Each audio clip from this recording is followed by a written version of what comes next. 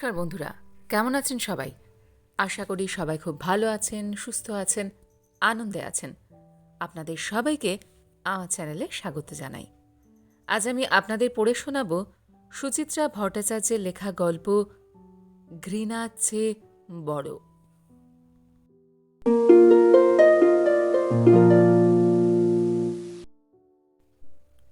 লোকটা শেষ পর্যন্ত বাড়িতেও চলে এলো। অনেক চেষ্টা করেও আটকাতে পারল না অরুণা। নাইট ডিউটি থেকে ফিরে সবে তখন একটু শুয়েছে। চোখ জুড়ে তখনও নিদ্রাহীন রাত্রির অবসন্নতা। এই অবসন্নতায় ঘুম পায়, আসে না সহজে।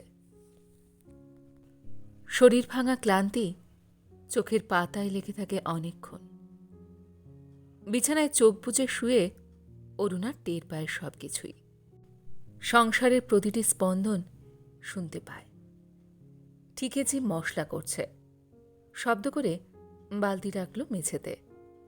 তুলি বাথরুম থেকে বেরোল। মাছের ঝোলটা রেঁধে এবার তৈরি হবে কলেজ যাওয়ার জন্য। নাকে মুখে দুমুঠো গুঁজে নেবে।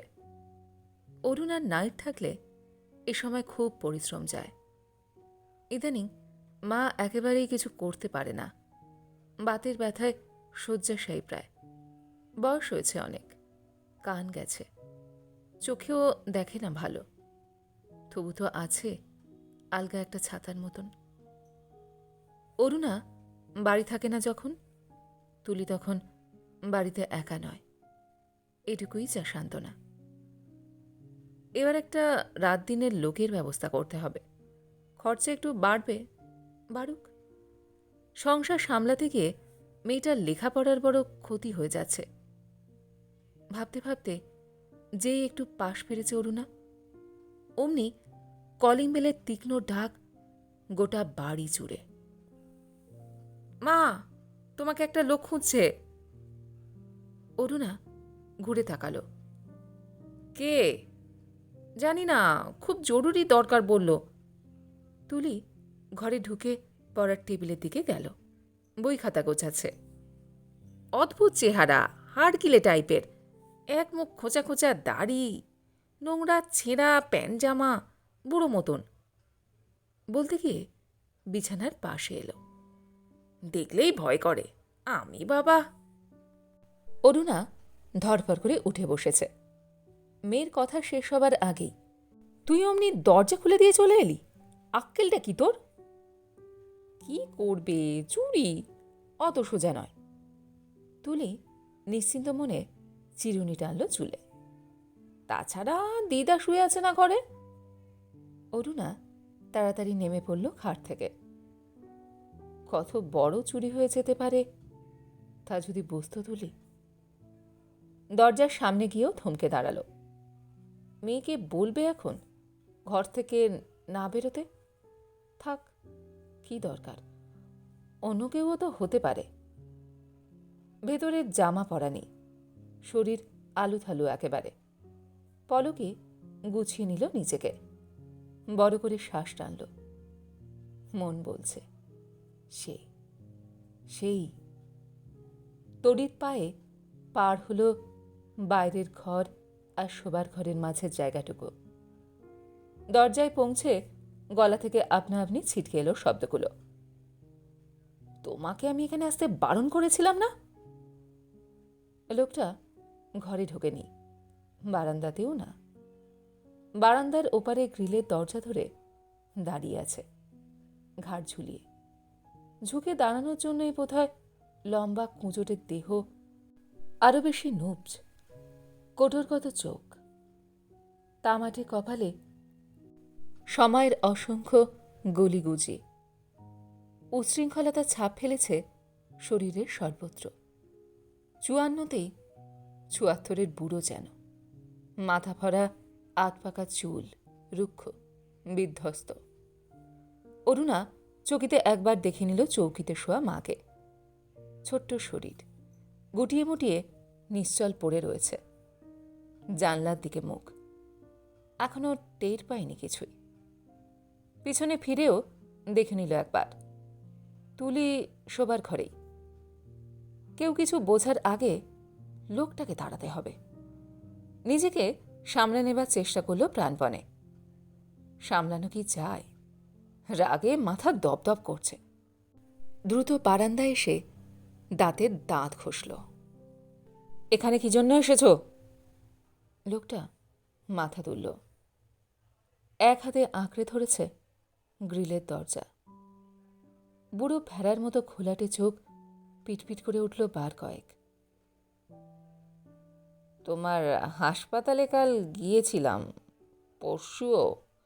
শুনলাম নাইট চলছে, তাই তাই এখানে চলে আসতে হবে? তোমার সাহস তো কম না। আসতাম না, বিশ্বাস করো। নেহাত নিরুপায় হয়ে। কি দরকার? অরুণার গলা কঠিন আরো, উত্তেজনায় হাঁপাচ্ছে অল্প অল্প। কি চাই? টাকা? লোকটা ঢোক গিল।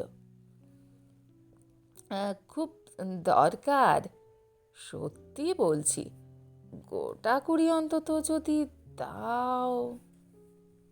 টাকা দিলেই লোকটা এক্ষুনি গিয়ে বোতল খুলে বসবে। অরুণা জানে এইরকমই দশা হয়েছে এখন। মেজাজ গেছে, দাপট গেছে, যৌবনের সব অহংকার থুবড়ে গেছে সময়ের কামড়কে। আজকাল এইরকমই উপসী বেড়ালের মতো ছোক ছোক করে বেড়ায় দিনরাত। আকণ্ঠ গিলে পড়ে থাকে হস্তানে কুস্তানে। স্বভাব যাবে কোথায়? অরুণার কাছে গিয়ে হাত পাতে নির্লজ্জের মতো। 2 দিন ধরে কিছু খাইনি, সত্যি, এবারটা দাও। দেয় অরুণা, সব জেনেও। না দিয়ে উপায় নেই যে পুরনো লজ্জা ঢাকার।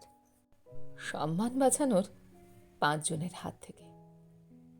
একসময় ঝুরঝুরে ধ্বংসস্তূপ থেকে কি কষ্টেই না মাথা তুলতে হয়েছে একটু একটু করে। মেয়েটা তখন কতটুকুই বা, 3.5 কি 4 হবে।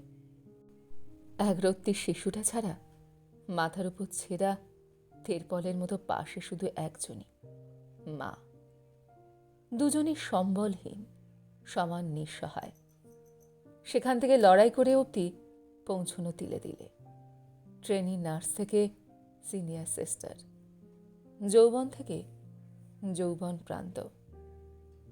পুরনো বন্ধুরা বলে, লোকটাকে অ্যালাউ করিস কেন তুই? ঘাট ধরে বার করে দিতে পারিস না? কিসের ভয় তোর? ভয় সর্বত্রই।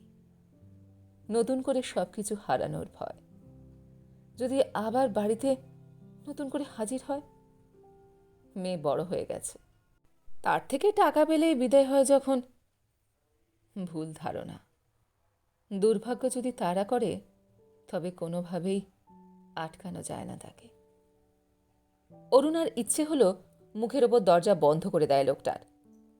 তারপর যদি ভাবতে গিয়ে দম বন্ধ হয়ে আসে। যথাসম্ভব গলাটা নিচু রাখার চেষ্টা করল, তবু রাগ হিসিয়ে উঠছে স্বরে। রাগ না ঘৃণা নাকি? এবারকার মতো দিচ্ছি, মনে রেখো, বাড়িতে আর কোনোদিন আসার চেষ্টা করবে না। অনেক ভার বলা একই কথা। লোকটাও মাথা নাড়ল। ঘর থেকে প্রায় 1 ছুটে গিয়ে টাকাটা নিয়ে এলো অরুণা।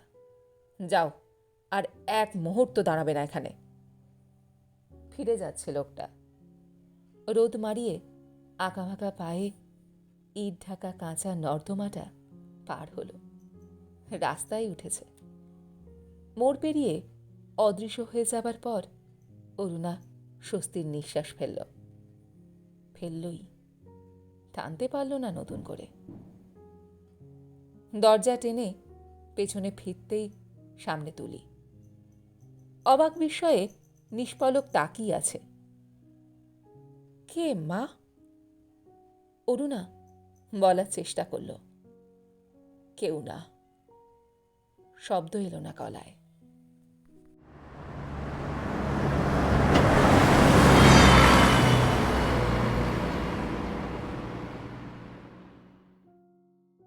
বাস থেকে নেমে তুলি দেখল লোকটা আজও দাঁড়িয়েছে পাশের পান দোকানটার সামনে, ল্যাম্পপোস্টের নিচে।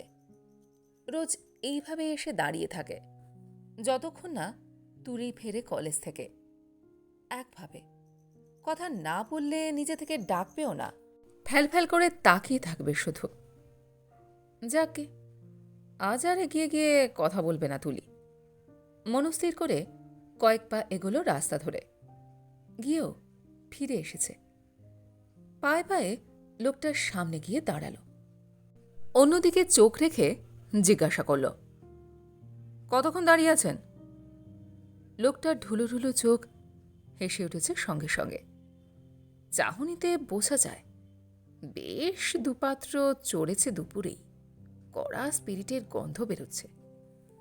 তুলির ভুরু জড়ো হল, কাঁধের ওপর স্বচ্ছ উর্নিটাকে টানল অকারণে। শুনুন, এইভাবে এসে রোজ দাঁড়িয়ে থাকবেন না, বাজে দেখায়। হাসি মিলিয়ে গেল, অদ্ভুত দৃষ্টিতে তাকিয়ে আছে। তুলির গা শিরশির করে উঠল। এই লোকটা তার বাবা, জন্মদাতা। ভাবতেই গলার কাছে বিশ্রী কষ্ট ডেলা পাকায়। কেন এমন হয়? লোকটার উপর কোনো মায়া থাকা উচিত নয়। মা ঠিকই বলে, লম্পট চরিত্রহীন একটা। নিজের ফুর্তির জন্য বউ মেয়েকে অসহায় ফেলে চলে গিয়েছিল। এখনও আসে নিজের দরকারেই। এখনও বিন্দুমাত্র টান নেই কারোর ওপরই, তুলির ওপরেও না। তবু তুলির কষ্ট হয় এভাবে লোকটাকে ভিখিরির মতো দাঁড়িয়ে থাকতে দেখলে, কিংবা মা যখন চিৎকার করে গালিগালাজ করে তখন। পরশুদিন তো মারতে বাকি রেখেছিল মা। লোকটা তখন এমন মাতাল যে কথা দূরে থাক, চোখ খুলে তাকাতে পারছিল না ভালোভাবে। কেন যে এত মদ খায় এই আধমরা শরীরেও। এক এক সময় তুলির মনে হয় লোকটার বোধহয় অনেক দুঃখ জমে আছে বুকে, পুরনো ভুলগুলোর প্রায়শ্চিত্ত করতে চায়। চায় কি? তুলি আবার প্রশ্ন করল উল্টো দিকের বিজ্ঞাপনের হোর্ডিংটার দিকে চোখ রেখেই। খাওয়া হয়েছে? ডিগডিগে মাথা দুদিকে নড়ল বার কয়েক, মুখ অল্প হাঁ। তুলি একটু ভেবে নিল। ওপারের মিষ্টি দোকানটা খোলা আছে, একটু এগোলে সারদা কেবিনও। লোকজন ড্যাব ড্যাব করে তাকিয়ে দেখবে, তার থেকে বরং। লোকটা লালচে চোখে চোখ রাখল তুলি। আসুন, মা আসার আগে চলে যাবেন কিন্তু। তুলি আগে আগে হাঁটছে, লোকটা পেছনে। দুপুর গড়িয়ে বিকাল আসছে পায়ে পায়ে। আকাশের রং বদলাচ্ছে সূর্য, দুধারে দোকানপাট খুলছে এক এক করে। হাঁটতে হাঁটতে চারিদিকে নজর রাখছিল তুলি। রাস্তায় লোক যদিও বেশি নেই, তবু পথ চলতি মানুষেরা থমকে দেখছে একবার করে। টলমলের নেশাখোরের সঙ্গে অষ্টাদশী তুলি। একটু গতি বাড়িয়ে তুলির দূরত্ব দীর্ঘতর করে নিল। মোড়ের বড় মুদি দোকানদারটা গলা বাড়িয়ে তাদের দেখে রোজ। ক্রমশ কৌতূহল বাড়ছে অনেকেরই, পাড়া প্রতিবেশীদের, চেনা পরিজনের। এদিকে কারুর সঙ্গে তেমন ঘনিষ্ঠতা হয়ে ওঠেনি। বলতে গেলে তারা একরকম নতুন বাসিন্দাই অঞ্চলে। শ্যামবাজারের বাড়ি ভাড়া ছেড়ে এই তো সবে 1.5 বছর এসেছে মল্লিকপুরে। বাড়ির বাইরেটা এখনো প্লাস্টার করে উঠতে পারেনি মা, ছাদ এখনো ন্যাড়া। তুলি বড় রাস্তা ছেড়ে সরু রাস্তায় ঢুকল। এদিক ওদিক এখনো বাড়ি উঠছে মাঝে মাঝে। কলকাতা থেকে একটু দূর হলেও জায়গাটা মোটামুটি সুন্দর। এখনো অনেক গাছপালা আছে, মাঝে মাঝে পুকুরও। ছাদে উঠলে হাওয়ায় ভেসে যায় শরীর। ওই লোকটা যদি ঠিক থাকতো, আরো সুন্দর কোনো জায়গায় থাকতে পারত তারা। কথাটা ভাবতেই হুড়হুড় করে এক গাদা প্রশ্ন এসে গেল মনে। লোকটা কি কাজকর্ম করত কিছু, নাকি চিরকাল এমন বাউন্ডুলে? কোনোদিন কি ভালোবাসত তুলিকে, আদর করেছে কোলে নিয়ে? প্রশ্নগুলোর সঙ্গে দুম করে অভিমানটা ঢুকে পড়েছে মনে। মাঝ রাস্তায় তুলি দাঁড়িয়ে গেল। লোকটা বেশ কিছুটা পিছিয়ে পড়েছে। দুর্বল পায়ে গুটি গুটি হাঁটছে। টলতে টলতে কাছে এলো। তুলি তাকালো স্থির দৃষ্টিতে। আপনাকে একটা কথা জিজ্ঞাসা করব। লোকটা ঘাড় কাত করল। কথা বিশেষ বলে না কোনো সময়। হঠাৎ আপনি আমাদের কাছে আসা শুরু করেছেন কেন? প্রশ্নটা কি মার মতো হয়ে গেল? লোকটার মাথা ঝুলে গেছে নিমেষে। চুপ করে দাঁড়িয়ে আছে। না, এ সমস্ত লোক বোধবুদ্ধির বাইরে। রাগ নয়, অভিমান নয়, এর ওপর শুধুই দয়া আসা উচিত। তুলি বাড়ির দিকে চলতে শুরু করলো আবার। আসুন। সিঁড়িতে পা রেখেই অরুণা টের পেল আজও তুলি নিয়ে এসেছে লোকটাকে। ছোট ছোট দুধাপ সিঁড়ির মাথায় গ্রিল ঘেরা বারান্দা। বারান্দার মাঝ বরাবর বাইরের ঘরের দরজা। দরজার দুদিকে ছেত্রে পড়ে আছে তার দুপাটি চপ্পল, গোড়ালি খাওয়া, ধুলো কাদা মাখা। মুহূর্তে মাথায় আগুন জ্বলে উঠল অরুণার। কলিং বেল না টিপে গ্রিলের দরজাটাকে ঝাঁকালো সজোরে। সঙ্গে সঙ্গে অবশ্য পর্দার ওপাশ থেকে বেরিয়ে এসেছে তুলি। ভরাট যৌবন ওড়নাবিহীন সালোয়ার কামিজে যথারীতি উদ্ধত। চোখ মুখে নির্বিকার ভঙ্গি। অরুণার চোখ দপ করে উঠল। আজ আবার নিয়ে এসেছিস? আমি আনিনি, নিজেই এসেছে। তুলির নির্লিপ্ত জবাবে স্পষ্ট অবজ্ঞার ভাব। পরিষ্কার বোঝা যায় মিথ্যে কথা বলছে। অরুণার চোয়াল শক্ত হয়। এভাবে চলতে পারে না, আজ একটা বিহিত হওয়া দরকার। দরজায়, গ্রিলে, চটিতে অধৈর্য কিছু শব্দ বাজিয়ে দুমদাম ঢুকে এলো ঘরে। লোকটার দিকে জ্বলন্ত চোখে তাকালো। আবার এসেছ তুমি, নির্লজ্জ বেহায়া কোথাকার! লোকটা চুপ। বেতের সোফার এক কোণে জড়সড় বসে রয়েছে। বুড়ো শকুনের মতো মুখখানা চোয়ারে দেখাচ্ছে আরো। গলায় দুখানা শির ফুলে রয়েছে উৎকটভাবে। হাত ময়লা শার্টের কলার আতফাটা, ইস্ত্রিবিহীন। পরনের প্যান্টখানাও সেই রকম জীর্ণ। অরুণার তীক্ষ্ণ চোখ মানুষটাকে ছেড়ে পাক খেল গোটা ঘরে। লোকটার পাশে রাখা তেপায়া টেবিলে খালি প্লেট পড়ে রয়েছে একখানা, জলের গ্লাসও। নজর সেদিকে যেতেই লোকটা সংকুচিতভাবে বলে উঠেছে, খুব খিদে পেয়েছিল তুলি, তাই। খিদে মেটেছে তো, বেরো এবার। তোমার সঙ্গে কথা ছিল একটা, আমার শোনার সময় নেই। অরুণা ভেতরের দরজার দিকে এগোলো। দেখা না গেলেও আবছা বোঝা যায় পর্দার ওপাশে তুলি দাঁড়িয়ে আছে। মাথা ঝিমঝিম করে উঠল আচমকা। বুকের বাঁ দিকে একটা যন্ত্রণা হচ্ছে। তুলি বড় বেশি স্পর্শকাতর হয়ে উঠেছে লোকটার সম্পর্কে। রক্তের টান যাবে কোথায়? রক্তের টান না নিজের ভাঙা কপাল। যে মেয়েকে এত কষ্ট করে বড় করে তোলা, সেও পর হয়ে গেল ওই লোকটার মতোই। অরুণার চোখে জল এসে যাচ্ছিল।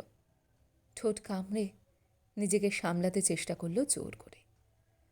সেই ফাঁকে বেহায়া লোকটা বলে উঠল, কয়েকটা টাকার দরকার ছিল। অরুণা চকিতে ফিরে গেছে লোকটার সামনে। ভেতরকার সমস্ত রাগ, ক্ষোভ, হিংসা, যন্ত্রণা ফেটে পড়েছে একসঙ্গে। এক পয়সাও তোমাকে দেব না আর, বুঝেছ?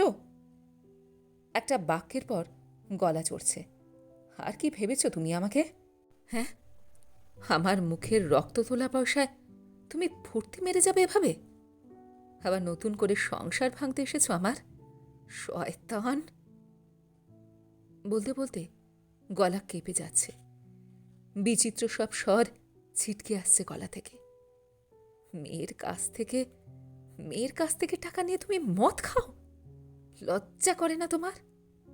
বুড়ো হয়ে চিতাই উঠতে চললে, ছি ছি ছি ছি ছি ছি। রাস্তায় বেহেট হয়ে পড়ে থাকো রোজ। তোমার লজ্জা না থাকতে পারে, আমার আছে। তোমার জন্য কোথাও মুখ দেখানো দায় হয়ে উঠেছে। পাড়ায়, হাসপাতালে। অরুণার উঁচু গলা ভেঙে এলো ক্রমে।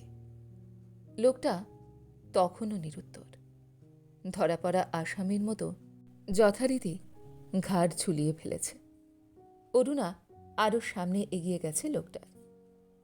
শেষ জীবনটাও শান্তিতে বাঁচতে দেবে না আমাকে। একটু শান্তি দাও, দয়া করো। দাও দাও বললেই কি শান্তি পাওয়া যায়? কোনোদিন পেয়েছে কেউ? অরুণার কথা শেষ হবার আগে ঘরে ঢুকে পড়েছে তুলি। অরুণাকে ধমকে দিয়ে বলে উঠল, উঠুন তো আপনি, অনেক হয়েছে। বলেই ফিরে তাকিয়েছে মায়ের দিকে। শুধু বাবার জন্য নয়, তোমার জন্য চারিদিকে মুখ দেখানো দায় হয়ে উঠেছে, বুঝেছ? এখন বুঝতে পারছি কেন তোমাকে ছেড়ে বাবা। কি কি বললি? তীব্র বিস্ময়ে আর্তনাদ করে উঠেছে অরুণা। ঠিকই বলেছি, একটা অসুস্থ লোকের ওপর অত্যাচার করতে তোমার লজ্জা করে না? অরুণা হতভাগ, অরুণা স্তম্ভিত। এও শুনতে বাকি ছিল তবে নিজেরই মেয়ের কাছ থেকে? এত বড় কথাটা আমাকে বলতে পারলি তুই? আমি অত্যাচার করি? করো করো। তুলির চোখ খুঁড়ছে অশান্তভাবে। আজ ফয়সালা করে ছাড়বেই। ঘরের মধ্যে চঞ্চল পায়ে পাক খেল কয়েকবার। কবে একজন কি অন্যায় করেছে তা শোধ তুলতে তাকে তুমি মেরে ফেলবে এভাবে একটু একটু করে? আমি মেরে ফেলেছি? ফেলেছই তো। হাসপাতাল থেকে মদের পয়সা দিয়ে বিদায় করে দিতে লোকটাকে। কিসের জন্য? কেন গোপন করেছিলে আমার কাছে? সে তো তোর জন্যই, তোদের জন্য। বাজে কথা। তুমি আসলে বাঁচতে দিতে চাওনি লোকটাকে। এখনো নিজের কাছে রাখলে ভালো করে তোলা যায়। একটু ভদ্র ব্যবহার করলে। চুপ। আর একটা কথা শুনতে চাই না। অরুণা রুখে ওঠার সুযোগ পেয়েছে এতক্ষণে। মেয়ে নয়, বুঝি কোনো অচেনা প্রতিপক্ষের সঙ্গে যুদ্ধ লেগেছে হঠাৎ। বড় বড় কথা বলছিস। কতটুকু জানিস ওই লোকটা সম্পর্কে? তোর দিদাকে গিয়ে জিজ্ঞাসা কর, দেখ। আমার কাউকে জিজ্ঞাসা করার দরকার নেই, যা বোঝার বুঝে গেছি। তুলি গলা নামিয়ে ফেলল সহসা। তুমিও ঠিক কাজ করছো না মা। যা করছি বেশ করছি। না। তুলির গলা আরও নিচে নামল। নিচু স্বরে মোক্ষম শব্দগুলোকে ছুড়ল এবার বিষাক্ত পানের মতো। বেশ, তা এতই যখন ঘেন্না, মাথায় সিঁদুর দিয়ে রেখেছ কেন ঢং করে? সতী সাজার জন্য নাকি সাজগোজের জন্য? শাঁখা লোহা কেন রেখেছ হাতে? ডিভোর্স করনি কেন? নাকি টিকিয়ে রেখে যন্ত্রণা দিতে চেয়েছ মানুষটাকে? যাকে নিয়ে এত বাদ বিবাদ মায়ে মেয়েতে, সে কিন্তু দিব্যি বসে বিকারহীন, নিঃশব্দে শুনে যাচ্ছে সব কথা। নিশ্চয়ই খুশি হচ্ছে। অরুণার মাথা জ্বলে উঠল নতুন করে। শরীরের কোষে কোষে বুঝি আগুন লেগে গেছে। একটা একটা করে হাত থেকে টান মেরে খুলে ফেলল শাখা লোহা, ছুঁড়ে ফেলে দিল জানলার বাইরে। আঁচল তুলে ঘষে ঘষে মুছে ফেলল সিঁদুর কপাল থেকে, সিথি থেকে। এই নে শান্তি, এবার শান্তি হয়েছে তোদের? বলতে বলতে কেঁদে ফেলছে হাউ হাউ করে। 14 বছর পর। কিছুতেই ঘুম আসছিল না তুলির, আসবেও না বোধ হয়। অন্ধকারে মাথা তুলে একবার দিদিমাকে দেখার চেষ্টা করল, দেখা যাচ্ছে না। তবে ঘুমন্ত নিঃশ্বাসের শব্দগুলো শোনা যায় পরিষ্কার। না, সন্ধেবেলা দিদা কিছুই বুঝতে পারেনি। এরকমই নিশ্চিন্তে পড়েছিল বিছানায়। তুলিও যদি দিদার মতো হয়ে যেতে পারত, বধির, দৃষ্টিহীন। অনেক কষ্ট থেকে মুক্তি পেত তাহলে। ভাবতে ভাবতে বিছানায় উঠে বসল তুলি।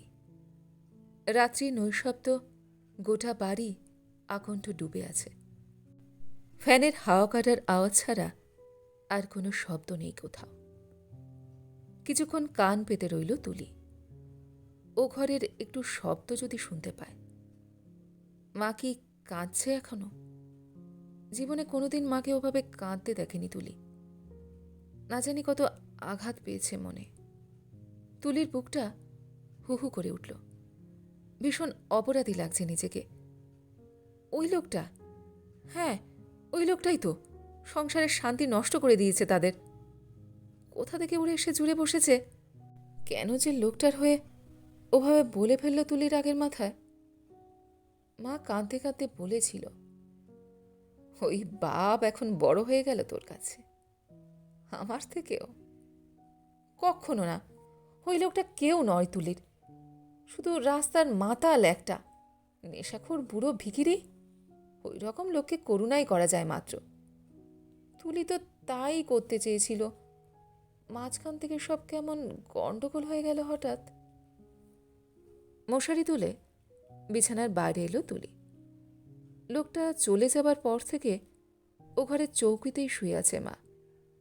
জল পর্যন্ত দেয়নি মুখে। অন্ধকারেই পা টিপে টিপে পৌঁছে গেল বাইরের ঘরে। পর্দা সরাতেই তুলির হৃৎপিণ্ড নিথর। মা নেই বিছানায়।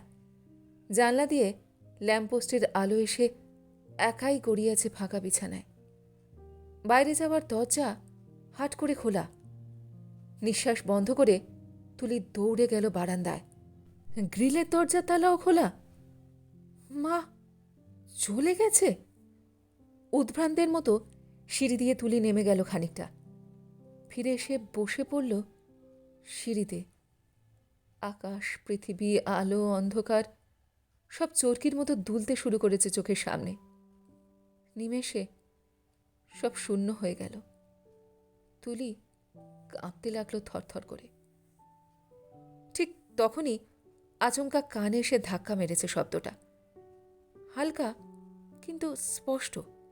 কি যেন চলাফেরা করছে গলিতে। বেড়াল, ইঁদুর নাকি?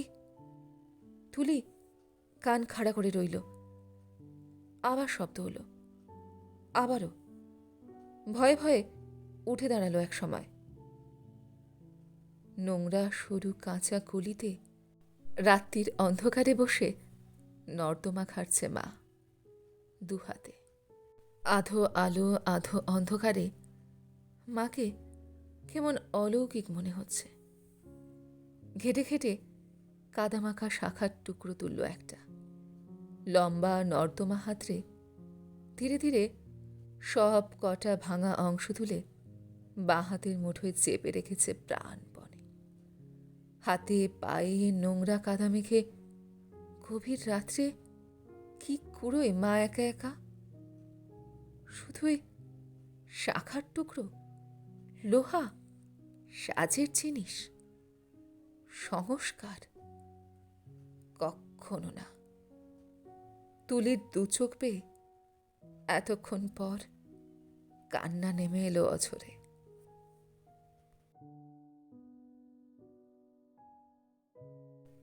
গল্পটি এইখানে সমাপ্ত হল। আপনারা এতক্ষণ শুনছিলেন সুচিত্রা ভট্টাচার্যের লেখা গল্প ঘৃণার চেয়ে বড়। গল্পটি আপনাদের কেমন লাগলো, বা আমার গল্পপাঠ আপনাদের কেমন লাগলো, কমেন্ট সেকশনে অবশ্যই লিখে জানান। যদি আমার গল্পপাঠ আপনাদের ভালো লেগে থাকে তাহলে আশা করব লাইক শেয়ার অবশ্যই করবেন। আর এই ধরনের সুন্দর সুন্দর কাহিনী আরও শুনবার জন্য আমার চ্যানেলটিকে সাবস্ক্রাইব করতে ভুলবেন না কিন্তু। তবে আজ এই পর্যন্ত। আমি খুব তাড়াতাড়ি আবার অন্য কোনো কাহিনী নিয়ে আপনাদের কাছে চলে আসছি। সবাই খুব ভালো থাকবেন, সুস্থ থাকবেন, আনন্দে থাকবেন। নমস্কার।